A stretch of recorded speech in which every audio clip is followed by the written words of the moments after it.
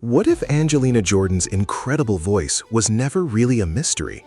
What if the secret was hiding in plain sight all along?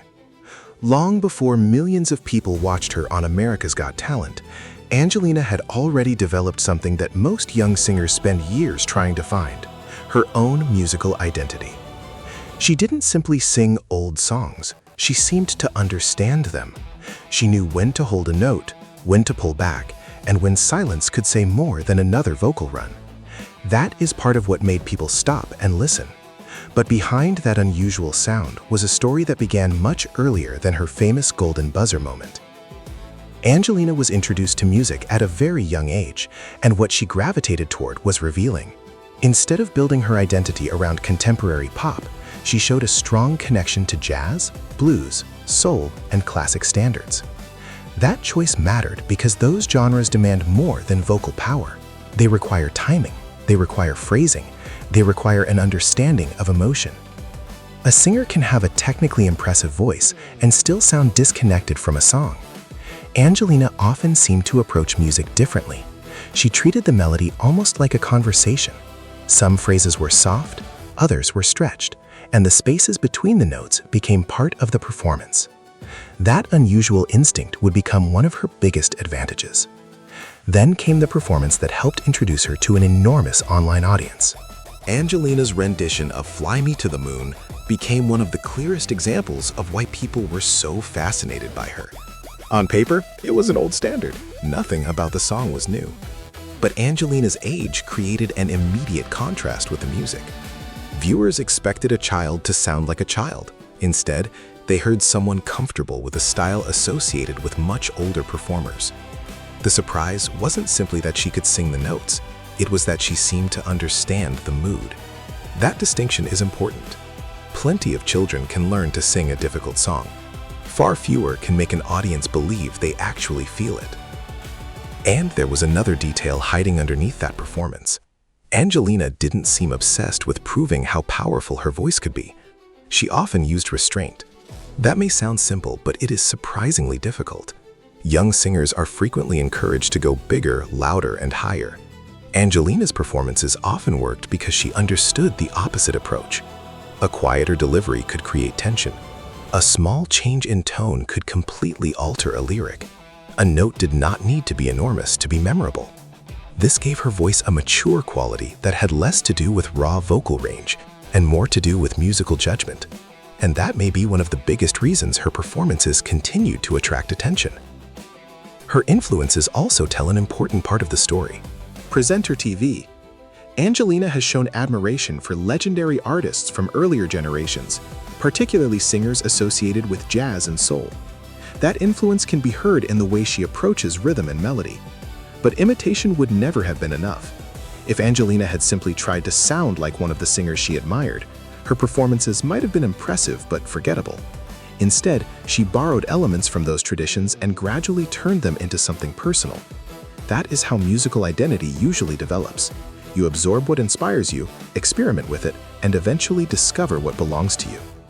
By the time Angelina appeared on Norway's Got Talent, audiences were seeing the result of that development. She was still incredibly young, but her performances had an unusual confidence. Her success there gave her a platform, but the internet took the story much further. Clips of her performances circulated internationally, introducing her to viewers who had never heard of her before. Suddenly, Angelina was no longer simply a talented young performer in Norway. She was becoming a global curiosity. People wanted to understand how someone so young could connect with music that seemed to come from another era. But becoming a viral child performer created a new challenge that nobody could solve with a microphone. The problem was expectations. Once audiences become fascinated by a child prodigy, they often want that child to remain exactly the same. The young singer becomes part of the memory. People remember the face, the voice, the age, and the moment that first surprised them. But Angelina was going to grow up. Her voice would change. Her personality would develop. Her musical ambitions would become more complicated. At some point, simply being unusually talented for her age would no longer be enough. She would need to demonstrate that there was an artist underneath the child prodigy label. And that test arrived on one of the biggest stages she had ever faced. At 13, Angelina appeared on America's Got Talent, The Champions, and made a choice that could easily have gone wrong. She selected Queen's Bohemian Rhapsody. It is one of the most recognizable songs in popular music, and for generations, audiences have associated it with Freddie Mercury.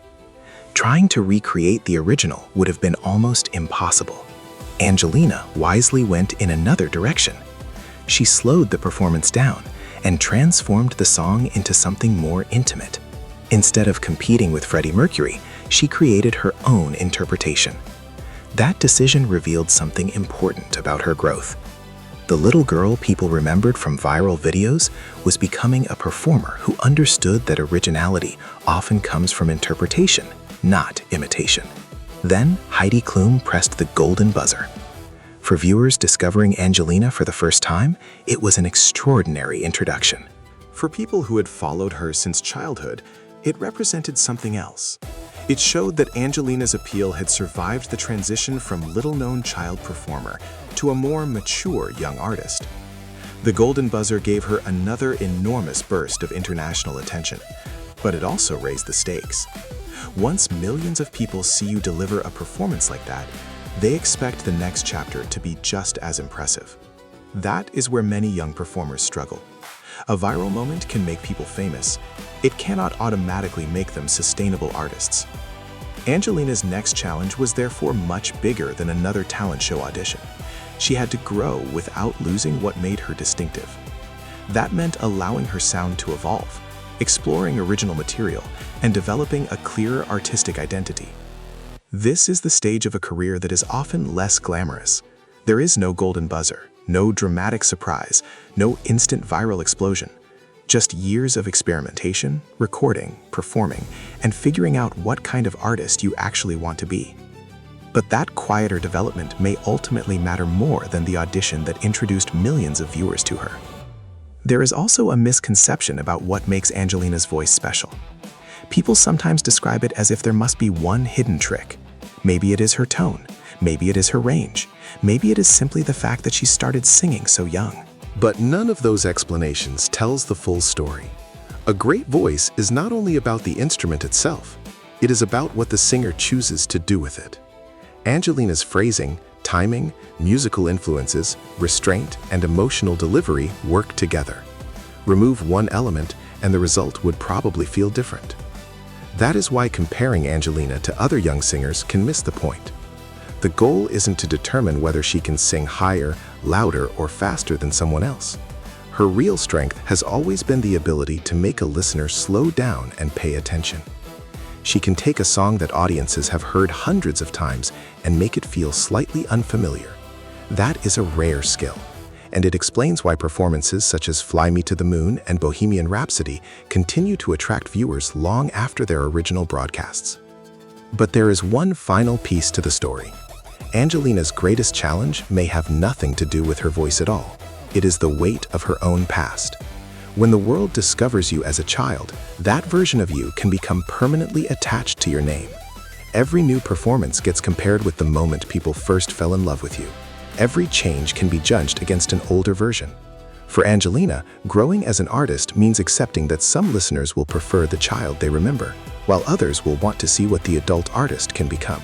Presenter TV. And that is why her story is more interesting than a simple child prodigy narrative.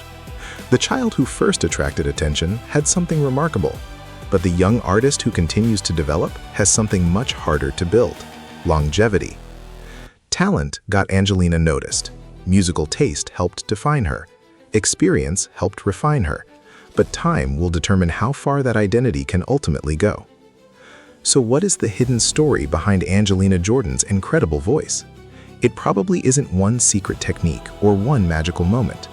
It is the combination of influences she absorbed, the musical world she chose to explore, the discipline required to perform at such a young age, and her ability to turn those influences into something personal. The world first noticed Angelina because she sounded extraordinary for a child, but that was never supposed to be the final achievement. Today, the more interesting question is no longer, how can a child sing like this? It is, what happens when that child grows into the artist she was always becoming? The golden buzzer, the viral performances, and the early fame are all part of the story, but they are not the whole story. Angelina Jordan's most important chapter may still be ahead of her, because the greatest test of a remarkable young voice isn't whether it can shock the world once, it is whether it can keep giving the world a reason to listen.